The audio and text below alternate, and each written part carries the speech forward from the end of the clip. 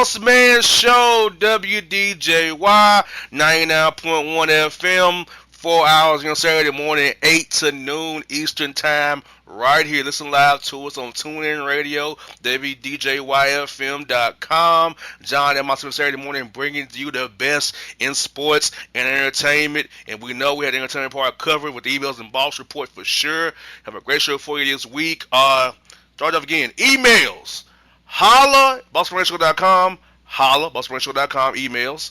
I'll say social media, Twitter, Jared the Bossman, Bossman Show, JD Beckler. We tweet out the show, the list rundowns on the Twitter. Check it out.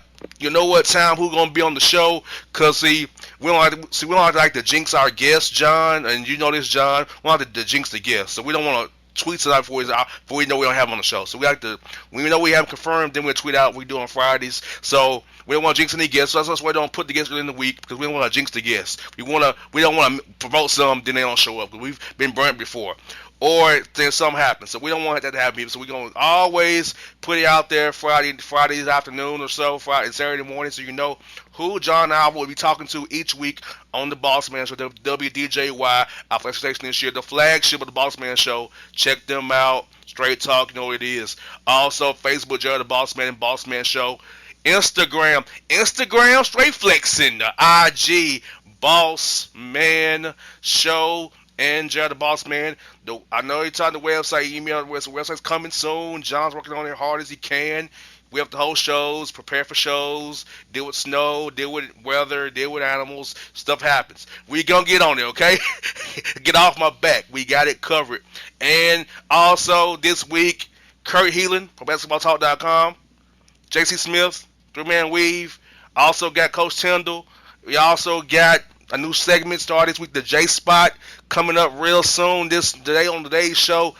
John, man, what is good with you this week, man? How you liking all the show changes and updates and everything we got on the show, man? Talk to the people, my man. It's your time to shine, brother. It's busy time for the show, isn't it? Amen. I agree. Very busy time. Yeah, it's busy, man. We got all kinds of stuff going on. You ran through a whole list of them there. We got stuff working on the back end with the website. We got the new station, the new flagship we're working with, which is going real great. We were loving that. We got all kinds of new hits coming with people coming on the show. We got big news coming down the line for weekly spots from some big names that people are gonna love. Again, don't want to jinx anything, but we got big things shaking to start 2018, man. So I'm excited. A little tired though, man. How about you? How's your energy level this week?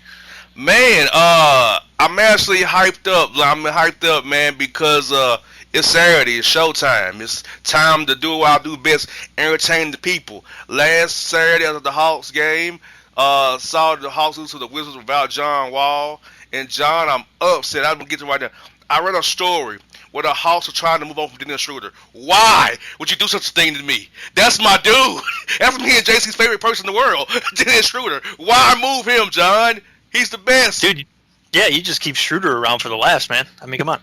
Like, my man is hilarious, He's got a pretty wicked handle, right? I mean, he's got game. When he's on his game, he's pretty tough to beat, right? Exactly. So you just got to get him focused in. Exactly. And he really loves JC. He says, JC, you're a very, very funny person. We're very similar. I like you. You're like my idols. You're older than me. You're my idol. I like you.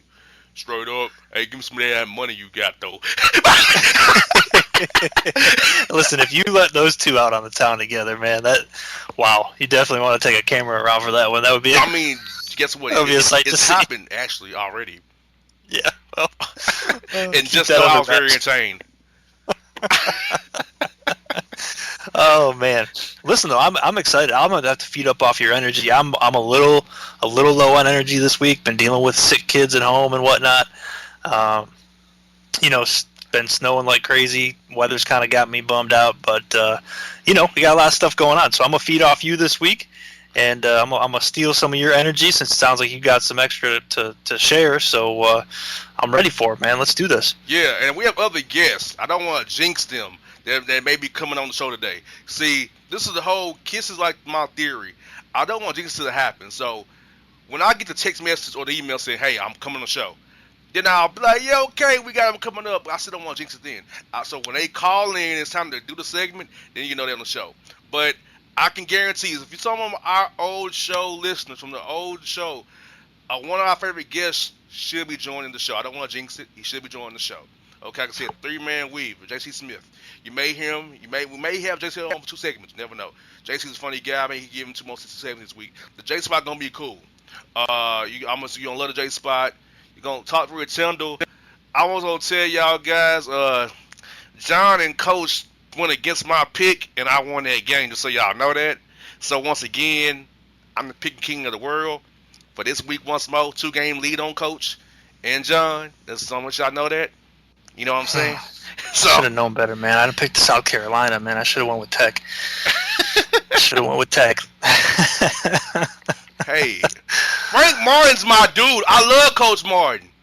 But Coach Martin burned me the week prior with Tennessee. I couldn't take it to happen to me again. Yeah, that's all right. I'm gonna come for you this week. We got 3 more games on deck, so I'll even it up. Hey, you're 2 games behind, and we're getting close to the end of the year, man. We got 5 weeks to go. 2 games behind. That's a good distance to close up, but we'll see what happens, folks. On this topic, I'll read through Tyndall. John, emails. I'm reading a lot of tax emails still this week. I didn't want to use them all this week, but some tax emails this week. Some relationship emails this week, and I had one guy email us about helping him put down some manure in his yard. My man, I'm not putting down nobody manure in your yard, my man. Oh man, I can't wait to get to that one. Can we just fast forward the show and do that? Are you kidding me? Talking about, can you all, since we were putting manure in my yard, my man, I don't want to know nowhere near manure or mulch. I'm good on that. We're radio hacks, man. We don't do that. You know, if we wanted to be out there working, we'd be out there working, bro. We like to sit in our chairs. Thank you. If I wanted to, put on my nice little gray landscaping shirt or my little yellow vest or something, I would have done that, my man. So, yeah. And then the Boss Report stories, we got some good ones for you people. I'm glad some of y'all don't get the Boss Report still. Just give it some time. You'll get used to it. If you're not used to hearing these kind of stories, they are all true. I'm not that good to make them up. I'm not that good. I'm just not that good. I mean, I read the headline as is. I don't even edit the headline. Now, some of them are kind of raunchy. I also don't make the light of day because I don't do DJ White to kick us off there. So I read the cleanest of the crazy. How about that, people? And I'm reading it as it's written because I don't want to doctor up anybody's headline. Okay? And John, you can attest to this. Since we've been on WDJY and been on our affiliates since the last few years, I have cleaned up the Boss Report to the point that it's crazy clean. It's as clean as it's going to get, brother. Exactly. It's as clean as you can be making. I can testify to that. Yes, that's indeed. For sure. Because if you do too much, you take what the essence of the story and how it's written. Because John will tell you this. Some of the funniest parts of the report are how the headlines are written, like the neglectric slide from last week. Yeah, dude, that was awesome. The neglectric slide. So understand that we got a great show for you today on WDJY 99.1 FM Straight Talk. Like I said, listen to us on TuneIn Radio app, WDJY. Find it for you. On our website, listen live, WDJYFM.com. Follow on Twitter at WDJYFM. So get ready. It's JR. It's John. Buckle up your seatbelts. We here 4 hours. The marathon, 8 to noon, baby. Yeah, Bossman Show.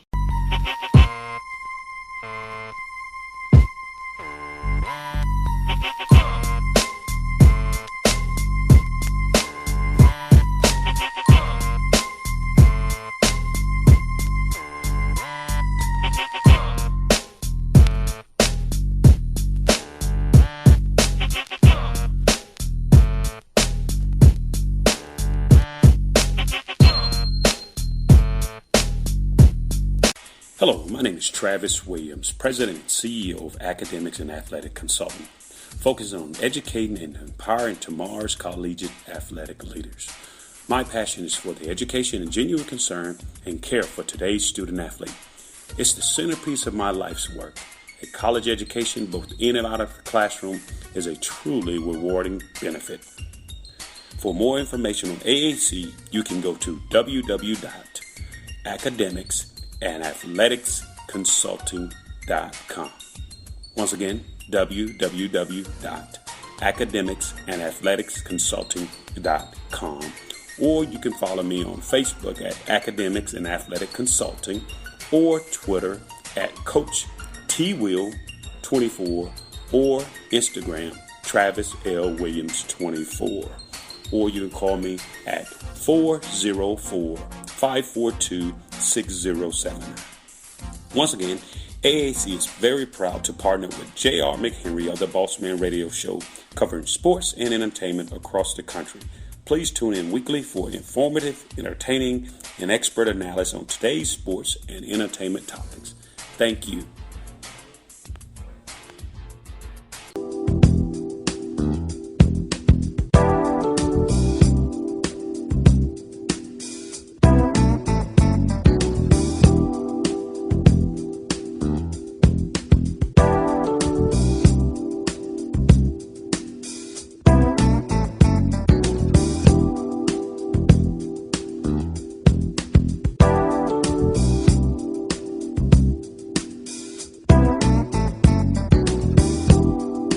Here in the Bossman Show, a great guest for you from ProBasketballTalk.com. We've had some of his guys sort of in the past. We have the boss himself, Kurt, here on the Bossman Show. Kurt, how's life you, man?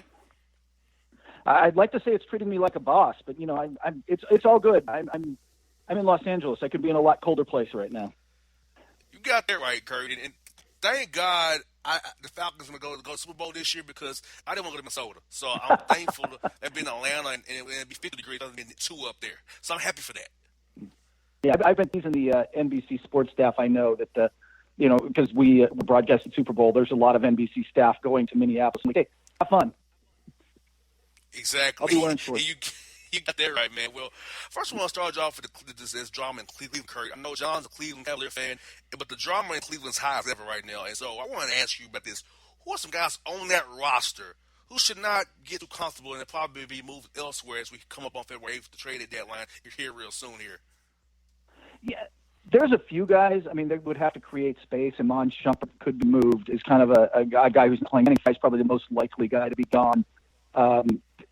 Tristan Thompson is in that mix as well, but he would if they're moving Tristan Thompson, they have to get something real value back, because they need him in the lineup to play some. Starting him again. They're trying to find. They've got to find some defense somewhere. But that's a team that's just got to do something to make some moves. I mean, it's not just a matter of getting focused and getting Isaiah Thomas all the way back healthy. That's a team with some. I mean, wouldn't you say that's about them? This is probably the most vulnerable LeBron James teams the first time he left Cleveland. There are some holes in there that you can get, man. Well, and I wanted to talk a little bit about you with that Kyrie deal with the Celtics. And originally, it seemed like the Cavs got the better end of that trade. Looking at it currently, doesn't necessarily seem that way. So sitting here today, looking back, what are your feelings about that deal right now?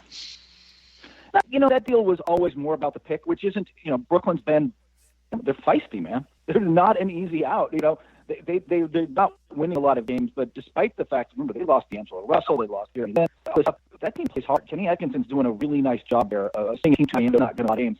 That's a feat. Like, that's not easy to do. It's something Mike Budenholzer is facing out. It's hard to build and keep and maintain a culture while you're rebuilding, and they've done a really nice job. So yeah, that pick's not as valuable as it was, but it's not bad. Essentially, in this draft, if you're the top, depends on what scout you ask, but 8 to 9. You're fine. There's really nice talent at the top. It's about 9 that it starts to drop off a cliff, pretty steep. Not super steeply, but now you're hunting for things a little more. It's not like a gradual bell curve down. So if that pick falls up there, they'll be fine. Got their piece of insurance, and we'll see where Isaiah Thomas gets. But the defense, that was always the concern. Not that Kyrie's a great defender, but he's capable of stretches of defense. And Isaiah Thomas is just going to get exploited in the playoffs. with Kurt Healy on the show here from BasketballTalk.com. Now, Kurt, you kind of mentioned a question I want to ask you later, but you kind of brought it up now. I'm going to go to it right now. It's Mike Budenholzer. The Atlanta Hawks right here in our backyard. I'm thinking Ilyasova, Dedmon, Bellinelli, Muscala could be moved for a cheap contract and second-round pick. So are you feeling the same way here in our league circles? Is Bazemore available as well? And a bigger question.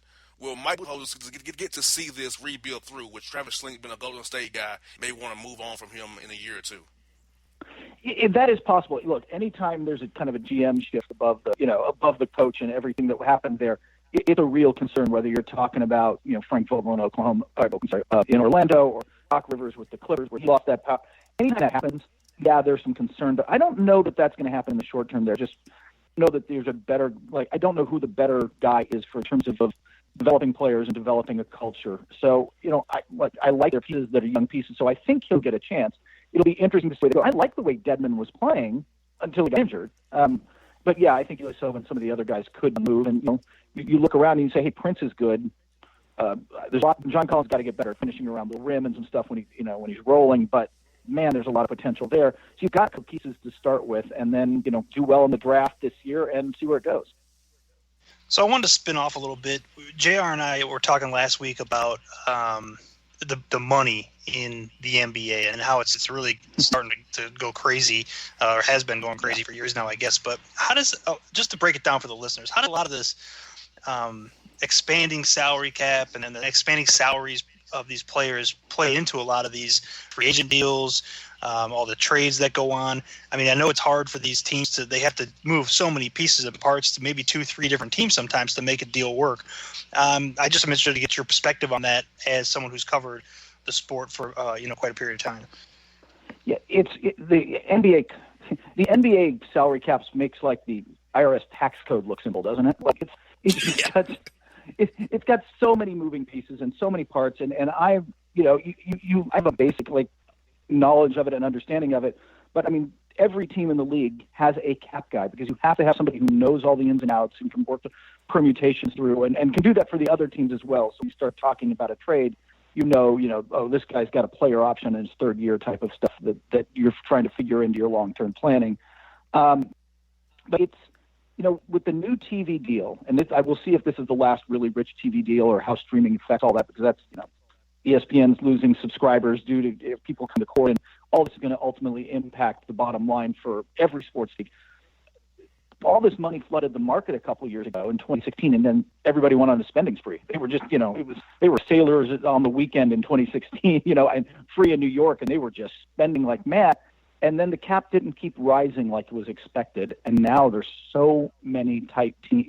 So many teams are up against the luxury tax and salary cap where they thought they'd have breathing room. That it's stagnated movement, and it's leading to what you'll see at the deadline and next summer, which is really complex deals, or guys just getting shifted and waived for salary. Like if you're an expiring contract, or if I can get some money off my books, that's worth depending on how much, first or second round pick to me, because so many people made such large, massive, overstated contract moves a couple of years ago. And Coach, you kind of read my mind, because I've been hearing a lot of no buzz on the trade front. I'm talking to my sources, texting people. They're hearing nothing going on. So now, do you attribute it to also the tight cap, of course, and the tight money, how they people just went crazy, it's like they're at Walmart on shopping spree on Black Friday? Do you attribute it to the deadline moving up as well, and you're not really knowing who's a buyer, who's a seller? Because you look at the Pistons, they really should probably be a seller, but they still have a chance to have next week they win a couple of games. We got our chance at it. They might still stay in it. So is that kind of why we're seeing not so much people over there buying and selling quite yet, as you would know, 2 weeks later after the All-Star break? You hit the nail on the head there with this, and I think it's this year in particular, but moving the deadline up. And remember, they moved the deadline up in part, or largely in part, because they didn't want the DeMarcus Cousins situation repeated, and I was in that scrum where he got traded basically during the All-Star game last year, and all these reporters descend upon him in the post-game All-Star locker or media room area is about the most casual, non-basketball thing in the world. Like, the game isn't very basketball focused. And all of a sudden everybody's descending on him, and the PR guy's whispering in his ear, like, you might be just have been traded, basically. And it kind of, they didn't want to deal with that again. But you're right. The other part of this is, in both conferences right now, if you go 5 or 6 through 10, those teams have a shot. And so teams are, Utah isn't really going to just throw Rodney Hood away right now. You're going to have to give them something of value. And it's kind of like that around the league. Avery Bradley's of the world. You're just not going to get them for nothing. And that slowed this down. There's nobody just kind of trying to really be pure sellers. They want something of value back, and it's tightened up the market. Well, I wanted to touch on the Grizz a little bit. We cover them pretty in depth here. Have a lot of Grizz questions coming through our listener base, and I wanted to touch on that a little bit. Beyond Tyreek Evans, are there any other guys in Memphis who may be on the move? Do you feel they'll ever make the right call and start over from scratch like the Hawks are doing here in town? Yeah, I don't know that Memphis is there yet. That's a hard decision, to be fair, for ownership in a place like Memphis, where they really look. The fans there really bought in grit and grind, and they sold the place out in the Cup Conference Finals. That was a nice team. Moving on from that is going to mean years of losing, a kind of painful rebuild, and it's hard to sell. And so, and especially in their case right now with ownership kind of up in the air and potentially shifting, exactly how that's going to shake out remains to be seen. So, yeah, it's not that easy, but I'm hearing Evans is pretty much gone because they can't re-sign him. So he'll end up somewhere. But beyond Evans, I don't know. I don't know that they're not moving on from Gasol or Conley, and anybody else they move, it's just it's a second-round pick periphery move. There's Evans is the only guy where teams that are contending are looking at him thinking, that guy can help us right now, because he's had a really nice season. And Kurt, looking at their roster, all the bad contracts, the Parsons contract, Mike Conley pretty bad right now too, and the Brandon Wright contract, and Marc Gasol could look bad next year as he keeps declining. So Memphis, to me, I was at their game a few weeks ago, and the vibes there are not the same anymore. It's just I feel like they're just a dead team walking, and I fear that they may be heading to Seattle before we know it, with ownership and so in flux. Yeah, there's a few years there because of the way the lease is set up, but that's one. If there were the next franchise to move, it could potentially be Memphis. But we'll see. I would move out of there. Just look, nothing against Seattle, by the way. It's like I don't think you can find anybody covering the NBA beat who wouldn't like to see Seattle back on the list because it's a great city too. So, but at the expense of what? So, we'll see what happens. They're at the point where they're just kind of denying the rebuild. I think you guys are right that they've just kind of reached the point. You can't really move Carson, for much.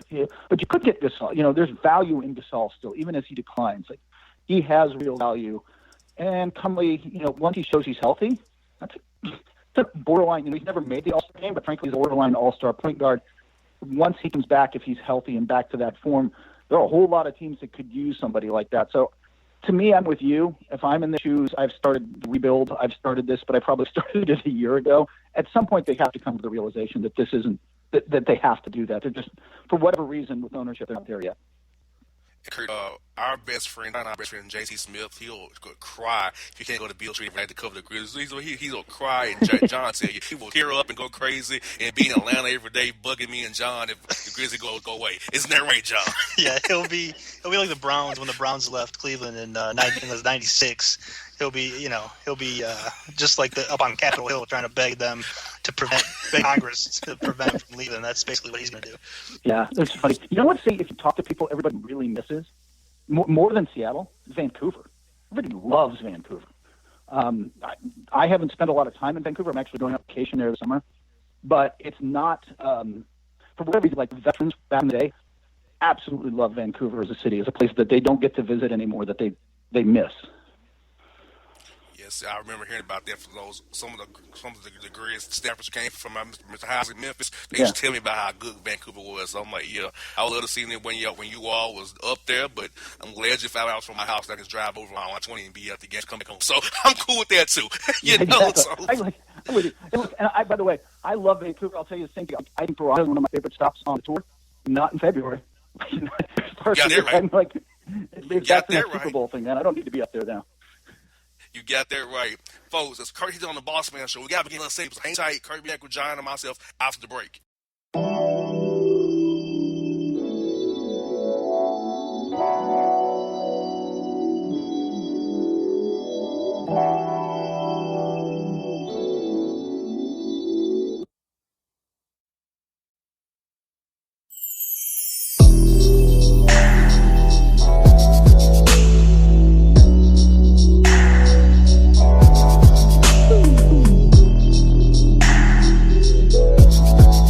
For all your photo, video, and voiceover needs, check out the fine folks at Blueberry Productions.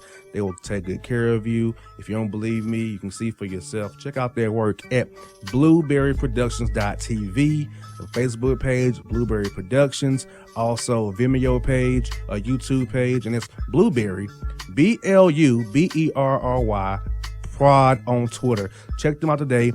Blueberry Productions, great people, great work, great service. A gorgeous tan from Suntan City gives you an inner glow that relights the fire when you run into your first crush. Vicky, who was that? An old boyfriend. Lucky you just tanned at Suntan City. Lucky he's single. We're doing lunch tomorrow. Won't be single for long then. During Tour of the City, try all 5 tans, including spray tan, for just $4.99. Restrictions may apply. Click to buy now. Suntan City, let yourself shine. Hip-hop fans, I got a great album for you. The debut album from Family Grind ENT, True Speech and 313 Fresh. We're going to give you 2 discs, 33 songs of pure, genuine hip-hop. Albums available on iTunes, Amazon, Google Play, illstreetrex.com, and streaming live right now on Rhapsody, Beats Music, Spotify, Xbox Music, Slacker Radio, and SoundCloud. Check them out today. True Speech and 313 Fresh. Family Grind ENT. Believe in it. Get it.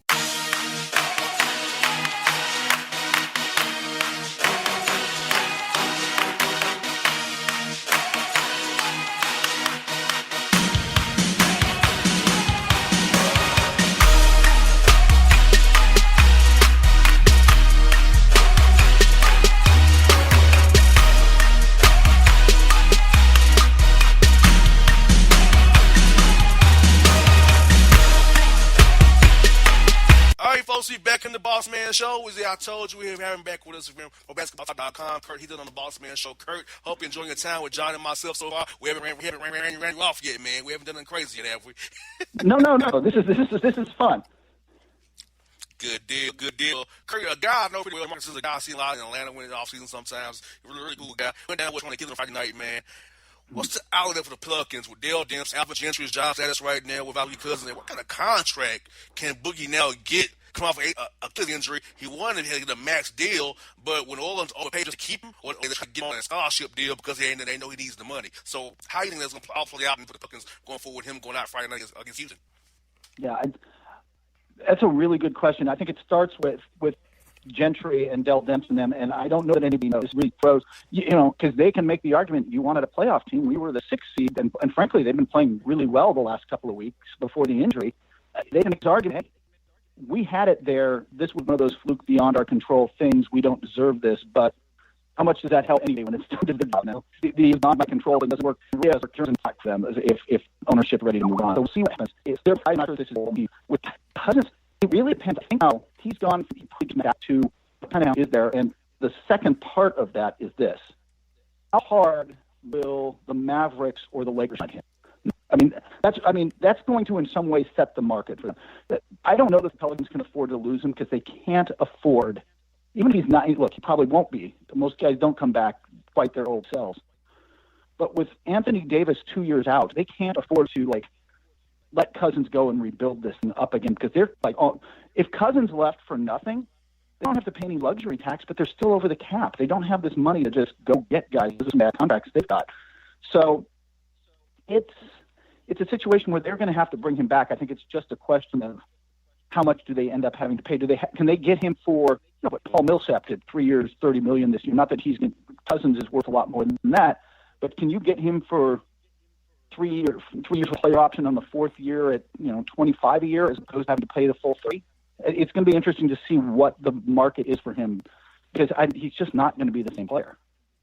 Now, Kurt, last week off air, JR and I were trying to figure out what is going on with the Wizards. They came to Phillips Arena. They handled the Hawks pretty well without John Wall. What's up with the Wizards? It seems like something's off with that team. We couldn't really come up with an answer, so we thought maybe you could enlighten us.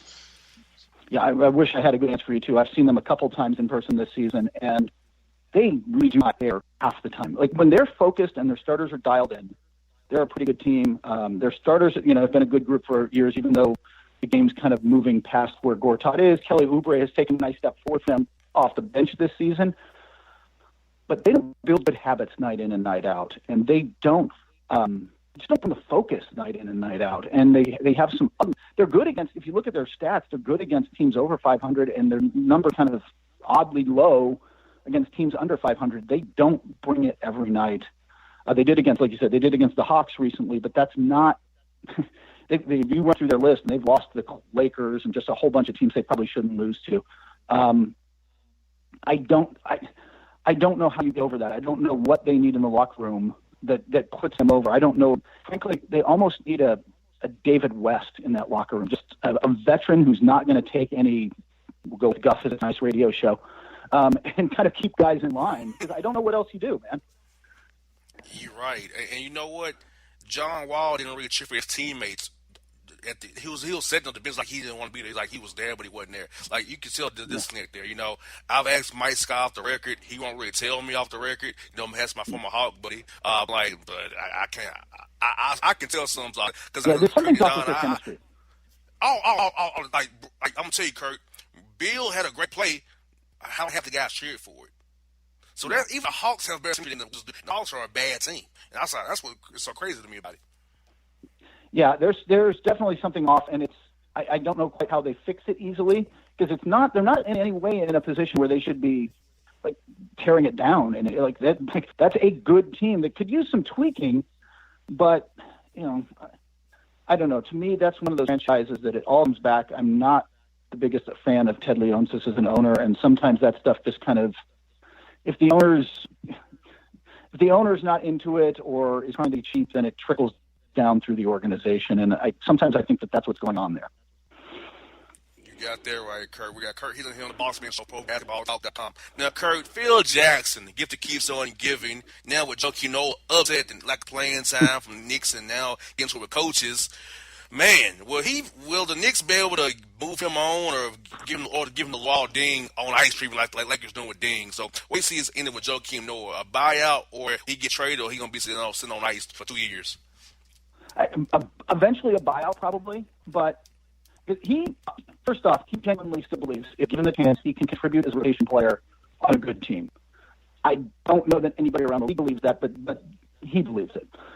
So maybe he takes a little off in a buyout, but not much. Not enough to make it worth the Knicks' while yet. And the only way you could trade him would be to attach so many sweeteners. It would. You have to put Porzingis in the deal. I don't know how you get that deal done. That is like the most toxic contract in the NBA right now. So, yeah, I don't think they can trade him. I think there will eventually be a buyout. But if I'm him and I know the situation, I'm not giving it. How much of a discount do I want to take? This is my last big ticket to can. I want that cash I signed for. Hey, man. So we probably should get into a little bit of coaching news, fellas. So what do you think, Kurt? Coaches, they need to have a big second half of the season to stay off the hot seat or get off the hot seat as they head into the season? I suppose I don't have to say Jason Kidd anymore. So I will go with the two interesting ones. I think Frank Vogel in Orlando. And by the way, I don't really blame. I think Frank Vogel has essentially been a contestant on Chops. Like, here's a basket of things that don't go together. Make a meal. Like, that team is so ill-conceived that I think Frank Vogel's a good coach who isn't capable of making that roster work. I'm not sure if he resurrected John Wooden, he can make that roster work. But he's one. Another guy, again, with the GM trade above him. We'll see with Doc. He's so expensive, they may just hold on to him for a year. Doc Rivers out with the Clippers. And you mentioned Alvin Gentry. We talked a little about that before. That's one before the season, if you just said who's on hottest seat, it was Alvin Gentry. But the team was playing well, so we'll see what ownership in New Orleans wants to do. But he's definitely a guy who, he might want to have a go bag near the door. You got that right. I don't see Alvin surviving this. I think this will be the where to get rid of Dale Demps and himself and start over from scratch. I think Loomis has been waiting to get rid of Demps and Gentry. He got a chance there with Boogie getting hurt. Yeah, exactly. Simple as that for me. Yeah, I think that's very possible. I don't know that like I said, I don't know that they can afford to blow up that team, but where Demps has missed mostly, honestly, is just you look at the role players and shoot. If you've got Anthony Davis and all these, I like Drew Holiday. I'm fine with that deal. He's actually played, especially with Les Rondo and him playing the point more. It's been nice. It's worked pretty well. is there a team with worse shooting in the league? Like a playoff level team than New Orleans? They just don't have anybody who can shoot. Yeah, you got rid of Jordan Crawford and after that when he put up some good numbers. You got rid of him for Jimmy Nelson. That was a great move. Not So yeah, exactly. It's like and they don't. They can't get right. Yeah, and you look if you look at the best teams in the league, one thing that they do consistently is draft. And look, Hawks made them this year with Collins, but you draft late lottery into the 20s and they find guys, or in the second round and they find guys. The Warriors are out there with Jordan Bell. They paid $3.5 million for him. I'm like, that guy's playing regular rotation. That's what's good. Like, it might have to slip back a little during the playoffs, but they don't have an OG. They didn't get an OG Anunoby or a Bam Adebayo. Some of these guys who are legitimately contributing this year. Those are the kind of moves, if you're going to move up the ladder, you've got to find those guys, and then you got to get some shooting. And they just haven't done any of that. You got that right. Now, I'll start my final point for you about the All-Star game, Kurt. The format changed, bump up salary for me, Kurt. To me, the guys are not trying to get hurt. Yeah. I don't think they'll make the game more competitive per se. They do the old turn on the fourth quarter and we'll go for it from there. So I feel like the NFL and the NHL and MLB are trying to make an all-star game a real game. It's an exhibition game. Yeah. Exhibition. Let it be exhibit to the people who don't see it normally. Let it be what is a game that does not count. But I feel like these leagues are taking it too serious. Like an all-star game, a real game. I don't get hurt. I'm gonna go all out in a game that I'm just here for. Hey, I'm an all-star. That's just show up, do enough. And have like a little live pickup game and go home. We all have a great day. But the league is taking it too serious right now, Kurt, with this All-Star game stuff. All of them are. Yeah, well, baseball's the only one where it's almost a game, right? Like the Pro Bowl, nobody wants to get hurt. Same with the NHL All-Star game. Like nobody wants to get hurt, so everybody, you bring in all the skill players anyway, and the goalies are just target practice. I would like to see the NBA. It's not going to be a great game, but I'd like to see the NBA do a little better. I'd like to see Steph Curry not actually lay down on defense when Antetokounmpo's coming on him or something. But there's not going to be a lot. I think you're right. With more money on the line, teams being tapped the way they were, maybe if it's close, the second half of the fourth quarter, it gets a little serious. Maybe. We'll see. I was hoping for that last year, and it was kind of a blowout. But I don't I watch a lot of basketball. I can't get into a 185 to 195 game. It's just unless I'm watching like two small colleges just jacking up threes all the time. Then it's kind of fun. But in an all-star game, it's just not that. But I think you hit the nail on the head. This game isn't for those of us who are basketball nuts. It just isn't. It's for the junkies out there. We're going to watch it, but that's not the point for us. It's to get the casual fan who's like, wow, man, who's that guy whose name I can't pronounce from Milwaukee? And all this kind of people start getting looks nationally, and by the way, it's huge internationally. That's what this is about. This is about expanding the NBA's market and putting on a show. And by the way, there's a basketball game. So, Kurt, JR and I have come to recognize that the most important part of the All-Star Weekend is the meeting held between players and referees. We're wondering, what could actually improve referee, player, and coach relations going forward to come out of this meeting? That's a really good question because it's not simple. It's not. The referees are giving more technicals, but the referees feel like the league wasn't supporting them, and the league's kind of stepping up, saying we're going to do more of that now. We're bark at the refs enough, and the league's going to come down on you a little harder. So the referees weren't feeling backed, so they were quicker with the technicals, and they were taking less, talk back and everything else from the players. The players are like, hey, I want to be able to talk to the refs. And I think that's fair. And I think a player should be able to go to the ref and say, I don't know how how did you see that? How did you see I see what I saw? This is what I say happened. But it's one thing to do it in that way. Guys, is there a drive to the rim in an NBA game this season that didn't have one of the two sides throwing their arms up in frustration? Either. Yeah. I mean, so it's the players have got to take some real responsibility here too. Right now, they are complaining about everything loudly and demonstratively, and especially in their home court, trying to show up the officials. That doesn't, and you're shocked that the officials don't want to talk to you and are quick with a whistle. Really? There's got to be a middle ground where they can not do that to the officials, and the officials in turn have to, especially late in games, you got to pick your spots with when to come down on guys. JR, I just want to interject for one quick second. This goes back to a conversation you and I were having with JC last week on air about the players and how they're not necessarily as tough as they used to be. We were talking about, Kurt, the days of yesteryear with Charles Oakley and Bill Laimbeer and those type of players who, if you got hacked on every single drive to the basket or in the paint, they weren't crying about it the entire game. They went back down on defense and they gave it right back to you.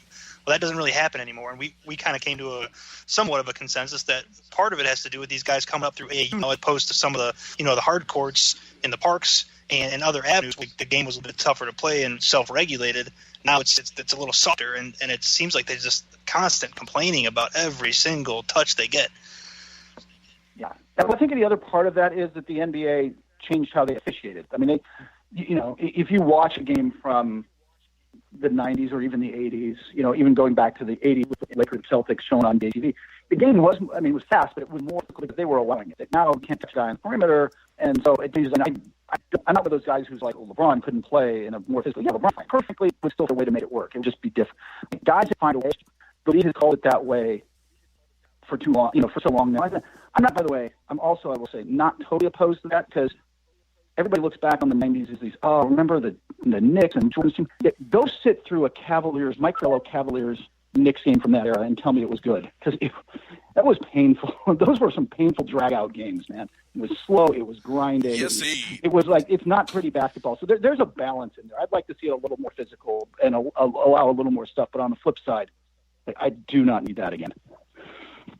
Yes, indeed. Well, Kurt, it's been great to have you on the show. Like I told you off there, we love your work at Pro Basketball Talk. We got the app on our phones, iPads, man. You and your guys keep us informed. We get the NBA knowledge from you guys. I'm glad to talk to you on the show, man. Finally get you on here with us. Anytime, guys. I'm happy to do it. And, be checking us out through the trade deadline, because I've got a feeling I'm working some overtime over the next 72 hours or so. Yes, indeed. We definitely will, Kurt. We'll stay in tune to Pro Basketball Talk, and you on the Basketball Talk on Twitter, man. You the man, Kurt. Thanks for having me, guys. All right, folks. Kurt, he's on the Bossman, so people check him out.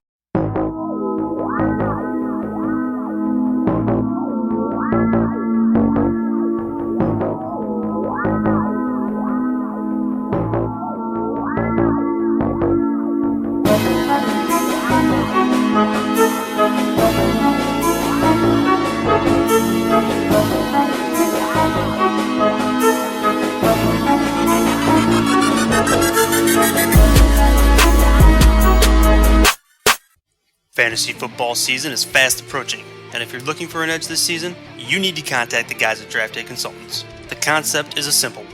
Draft Day Consultants takes your requests and connects you with one of their trusted analysts, who then guide you through your draft, whether you just need a sounding board on decisions, or if you need them to conduct your entire draft.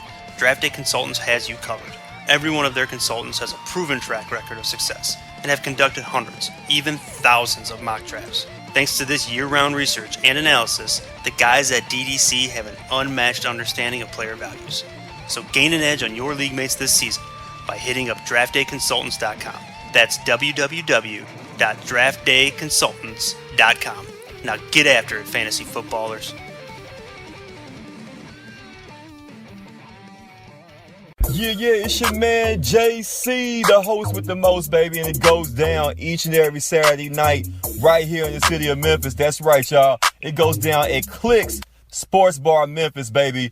3705 Malco Way, Memphis, Tennessee, 38125. Come out and join us, the Three Kings, each and every Saturday night for the livest karaoke in the city. Everybody gets in free till 10 p.m. Only $5 after. Great food. We got drink specials. We got all kind of games, man. We got the pool tables popping. Whatever you want, we got you, man. Come on out. Have a good time with us each and every Saturday night. That's Clicks Sports Bar, Memphis.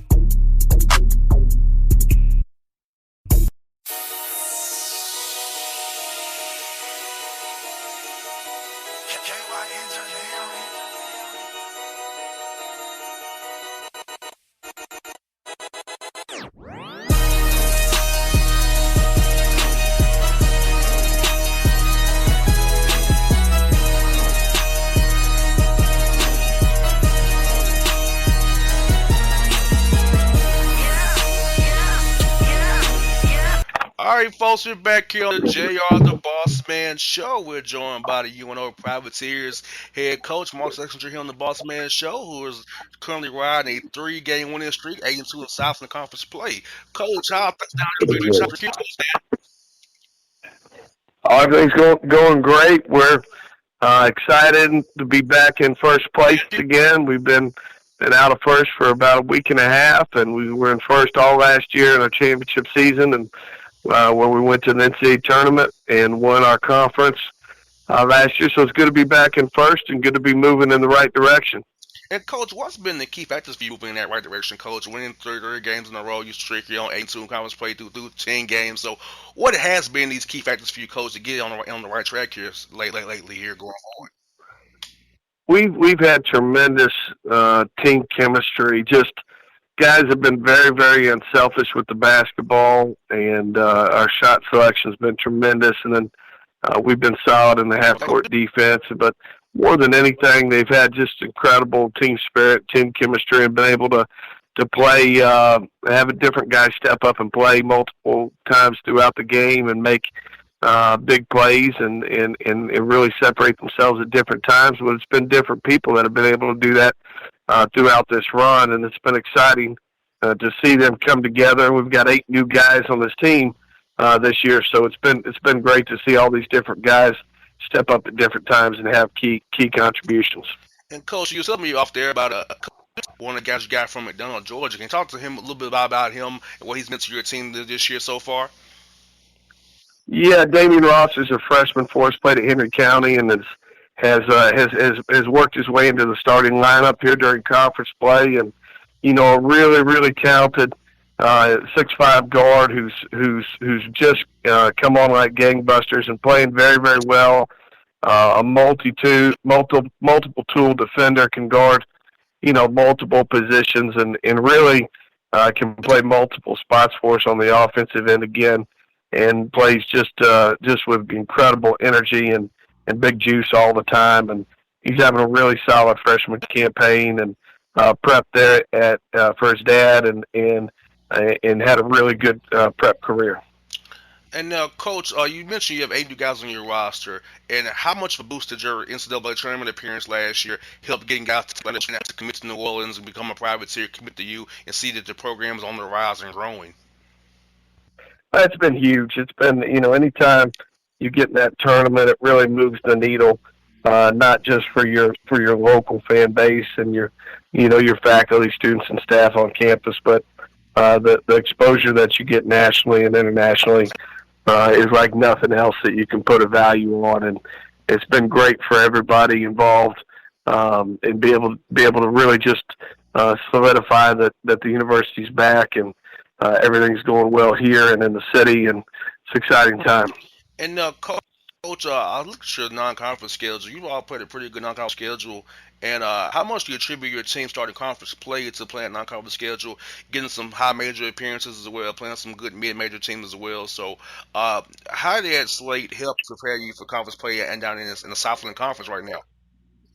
It's a huge key. We had our non-conference strength of schedule has been anywhere from 5th to 13th over the last 5-6 weeks, and I think that's been key. Anytime you can go out and put your guys in tough non-conference situations, and we played a lot of good teams and played a lot of good minutes against those teams, and we're really competitive and played a varied of styles, and so I think it's really been a key for us being able to close out so many of these close games. And I think we've won 11 games in a row now where we've led going into the last 2 minutes, and I think that has a lot to do with it. Folks, at Mark Fleshman here in the Bossman Show, Coach of UNO Privateers here with me. And Coach, I looked at your roster. You have a great mix of lower classmen and upperclassmen as well for the balance on your roster. So as you go through conference play, you go through, and hopefully in the March, you find that balance and getting these young guys experience, getting them used to college basketball, and some of the guys here coming back who was on the team last year can help these young guys understand we on the stretch run of the season, February into March. We have to play our best ball and be ready to ball out from that tip out the conference tournament time to get to the NCAA tournament. So you're trying to get the guys prepared for what may come down the road from in March if they keep playing what they're playing right now.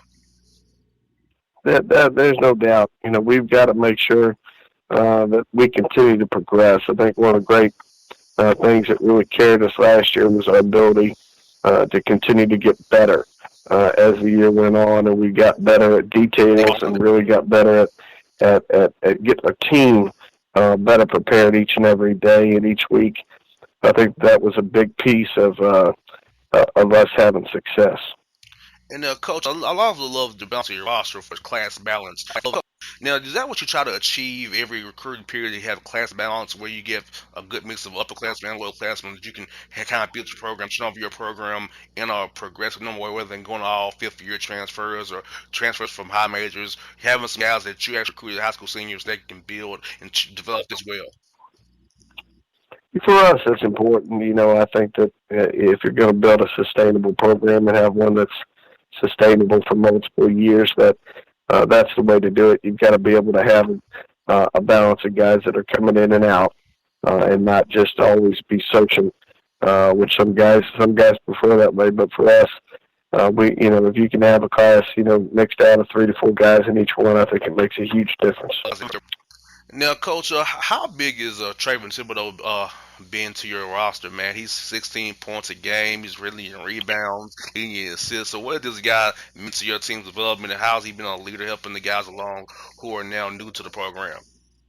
I think he's one of the best, skilled forwards in the country. I think he's a guy that will be having an opportunity in the G League next year, if not overseas, and I think he'll be a guy that will be somebody that people will be pleasantly surprised with after his career's over. But he was top 5 in our league in assists last year.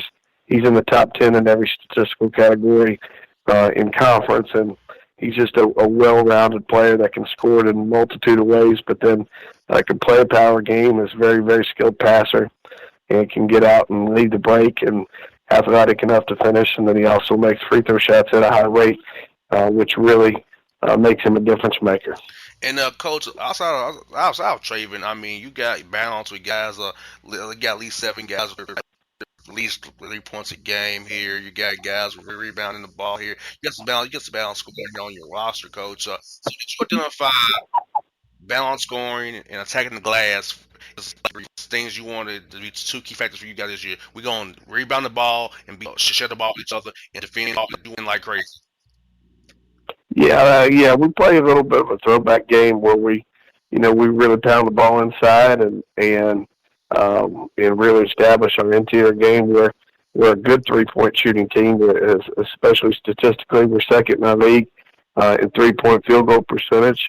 But we just don't waste a lot of threes. We don't take a lot of them that we don't need to, and we don't take many bad ones. We'll prefer to pound the ball in and really attack the offensive glass and try to get to the free throw line as much as we can. And Coach, as you prepare for these home games here in Northwestern State here, Nicholls State here, what would be the things you emphasize to your team about, say, won't overlook anybody, they'll play themselves and be locked in for these 2 home games you have coming up here? Well, our director of basketball operations, Corey Schmidt, just, he's constantly keeping me grounded and keeping us locked in on the things that matter. And, he's constantly talking to our team about our simple fundamentals, being a team first team, being able to share the ball, execute with poise and confidence down the stretch. And, he's been a huge leader and key in what we're doing. And I think, he consistently keeps us grounded, and I think for just staying the course on what he's wanting us to do from a preparation in this week with the scouts will be huge. And last one for you is, Coach, I know a lot of people, a lot of listeners don't really know about teams in the Southland Conference, about the conference in general. I also want to have you on, I want you to share a lot of listeners, Coach, about the quality coaching and the quality teams of this in Southland Conference, where people who live in Atlanta and our surrounding areas may not know quite as much about it as myself and my staff knows about it.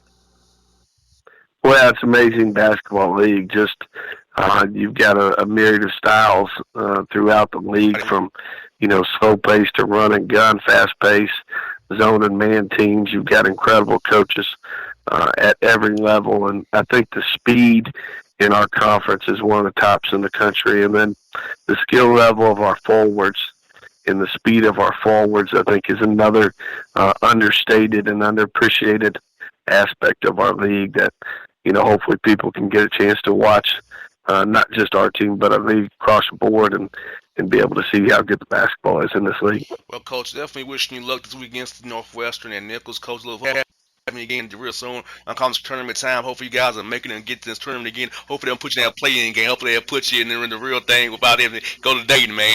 They do your white coach. Hey, we'll take it any way it comes. I appreciate you having me, and it's nice to have a civil conversation with somebody from Atlanta. Hey, Coach. Hey, I'm indifferent, Coach. See, I'm indifferent. Hey, look here. I'm a Florida guy. I'm from Orlando, so we don't have a team in Orlando. So I'm just in. I understand. So yeah, we're enemies. We're enemies twice a year. Other than that, we're friends. So I appreciate you having us on anytime. Let me know. We'd love to come back and talk. all right, folks. Boss Selection on the Bossman Show. Check them out. You know Privateers here on the Bossman Show.